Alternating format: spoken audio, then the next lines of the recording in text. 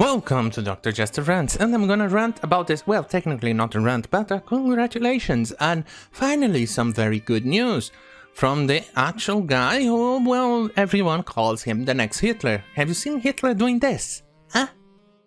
No, I haven't either. Israel in UAE, which stands for United Arab Emirates, to launch diplomatic ties in return for hard annexation. From Ynet News, the United Arab Emirates, Jesus Christ my English, will launch full diplomatic ties with Israel in an agreement that will see Jerusalem halt its plans to annexation of West Bank land.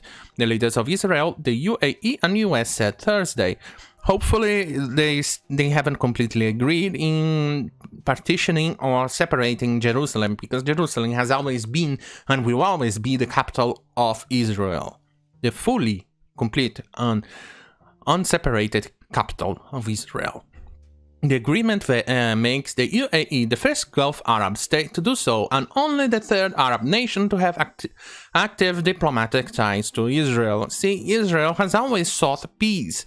Israel has always sought a way to coexist with other nations, but the other nations, with their anti-Semitism and broad hatred of Jews and Israel, had never allowed it.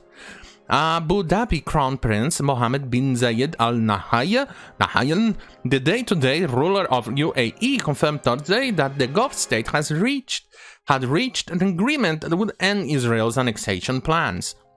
Open direct ties between the two Middle East's most dynamic societies and advanced economics will transform the region by spurring economic growth and enhancing technological innovation and forging closer people-to-people relations, said the joint statement by the US President Donald Trump, Prime Minister Benjamin Netanyahu, and Al Nahyan. Okay. It said the leaders had a three-way call discussing the deal. Trump tweeted a statement from the countries acknowledging the deal. He then told reporters in the Oval Office that it was a truly historic moment, and I completely 100% agree. But I'm also quite 100% sure that there will be people who actually view this as a bad thing, especially people who suffers from TDS.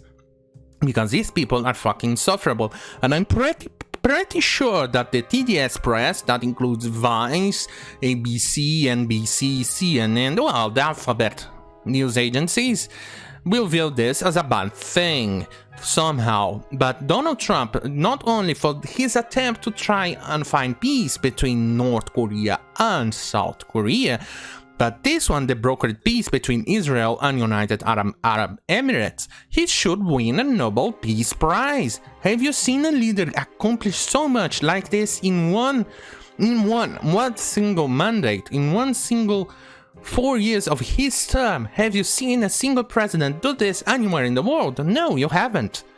Holy shit, this guy is fucking awesome. Now the ice has been broken and expect more Arab and Muslim countries will follow the United Arab Emirates, he said. I agree, I hope so, I really do, because that region really deserves peace and no more hatred, because enough already, enough. Especially because both countries have friendly relations with the United States. United Arab Emirates, for instance, have very advanced F-16s. Well, on that note, let's take a look what they say. Is what the fuck? State of it under United Arab Emirates starts deep in your eyes. I will you. Okay. Of course. They never waste a single second or time to criticize Trump, even after he does something this monumental. Of course, the TDS is obviously completely fucking unhinged. Well, let's see. But best news ever, at least you are not TDS. So here's your blow terrorism and terrorists. Why is the White House trying to take credit? Because they are the ones who brokered the peace, you fucking idiot! The article from 2015. Can someone tell me why today's news on Israel and the UAE is considered momentous? They had been normalized for years. Oh, for this fucking shit. It's not normalized. It's not normalized. I can't believe literally Hitler would do this. I agreed. My business in receiving mail on time, Bill. What happened with... the TDS. Trump coup. Fuck's sakes. Look at this. Leaves the war against them, the Indians, giving them aid and comfort. We think the United States is guilty of treason, shall suffer that. You know what? Fuck this. The TDS is just too much. I can't deal with it. I can't deal with this. I can't. I'm sorry. I cannot do it. The Unheard officials said that the agreement was sealed in a phone call Thursday between Trump, Netanyahu, and Crown Prince. For Israel, the announcement came after years of boasting by Netanyahu that his government enjoys closer ties to Arab nations than publicly acknowledged. The Prime Minister tweeted in Hebrew on Thursday that this was an historic day. He was set to address the nation later in the day. Netanyahu has sought to build settlements on land sought by Palestinians and embrace a Trump proposal that would allow him to annex large parts of the West Bank while granting Palestinians limited autonomy in other areas. For the UAE, home to skyscraper-studded Dubai and the rolling oil-rich sand dunes of Abu Dhabi, it further burnishes its international campaign to be seen as a beacon of tolerance in the Middle East, despite being governed by autocratic rulers. Yes, they are still quite intolerant in there because they still use slave labor. They still support slavery. For instance, they don't allow, well, alcohol outside of hotels and other things, and even the police will take the voice and the word of a local over a foreigner, even if the foreigner is innocent and the guilty party is the local. They would also frown or attack women who actually gets raped or there's extramarital activities and things like that. During a call with the President Trump and Prime Minister Netanyahu, an agreement was reached to stop further Israeli annexation of the Palestinian territories. The UAE and Israel agreed to cooperation and setting a roadmap to establishing a bilateral relationship. Obviously, the TDS has viewed this as a bad thing. It also puts the UAE out first in a regional recognition race among neighboring Gulf Arab states, and for the Palestinians who have long relied on Arab backing, they struggle for independence. The announcement marked both a win and a setback. The UAE said the announcement that the agreement was done to deal with the threat that further annexation of Palestinian territories posed to this two-state solution. Holy shit, I'm getting tired of bullshit.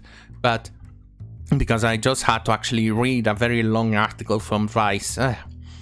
The Gulf State Minister of State for Foreign Affairs, Anwar Gargash, urged the Palestinians and Israelis to return to the negotiating table. While the deal halts Israeli annexation plans, the Palestinians have repeatedly urged Arab governments not to normalize relations with Israel until a peace agreement establishing an independent Palestinian state is reached. The Palestinians don't really want a two-state solution. In fact, what they want is the complete and total control of Israel. There are obviously some factions that actually do support the two-state solution, but most of them do not, especially those living in the Hamas-controlled Gaza state. And even then, when this was created, when Israel was created, those countries separated, Jordan itself was created for the Palestinians, and Israel for the Israeli Jews, for the Jews themselves. And it was a smaller state, of course, but they then got attacked by a bunch of countries in the region, including, not limited to, well, Jordan, Egypt, and Saudi Arabia, Lebanon, Syria, etc. And they got attacked. And in a defensive war, you are definitely allowed to seize territory and keep it legally. And they have attacked Israel multiple times in the past, which is why they have grown in territory. But the Jordan, in the first days of the war, conquered Jerusalem, which was considered a neutral territory by the UN, United Nations. It was then, and without a doubt, a complete different city-state ruled by the UN, but they lost control. by the Jordans.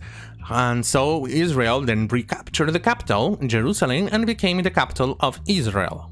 Anyway, while the deal halts Israeli annexation plans, the Palestinians have repeatedly... the joint statement from the US, the UAE, and Israel said delegations would meet in coming weeks to sign deals on direct flights, security, telecommunications, energy, tourism, and healthcare. The two countries also will partner on fighting the coronavirus pandemic. Doxed myself, gonna have to edit this. The US Secretary of State Mike Pompeo praised the deal. This is a remarkable achievement for two of the world's most forward-leaning, technologically advanced states, and reflects their shared regional vision of an economically integrated region, he said in a statement. It also illustrates the commitment to confronting common threats as small but strong nations. He added, "Blessed are the peacemakers, Mabruk and Mazel Tov."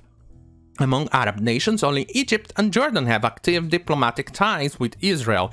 These were actually achieved, for instance, after Israel returned the Sinai Peninsula, which was also captured in a defensive war, but as further proof that Israel is only interested in peace, so much so that they've returned Sinai to the Egyptians in return for peace.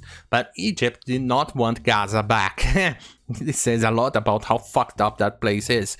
And Jordan, because, well, after the father of the current current king of Jordan passed away, and after realizing that they were never gonna win anything, so they decided to make peace. And both countries benefited greatly from that peace, because now they are further allies with the Americans, and they enjoy both equipment from America and aid from Israel on those countries. Quite fascinating, isn't it? Have active diplomatic ties with Israel. Egypt made peace deal with Israel in 1979. That's precisely the year that the Palestinians decided to give up on the idea of being part of another Arab country in the region, for instance, Egypt or Jordan. That's where the idea of an independent country became true, or became more public, because they saw that Egypt wouldn't further any more of their cause. Followed by Jordan in 1994, Mauritania recognized Israel in 1999, but later ended relations in 2009 over the Israel-Gaza war at the time.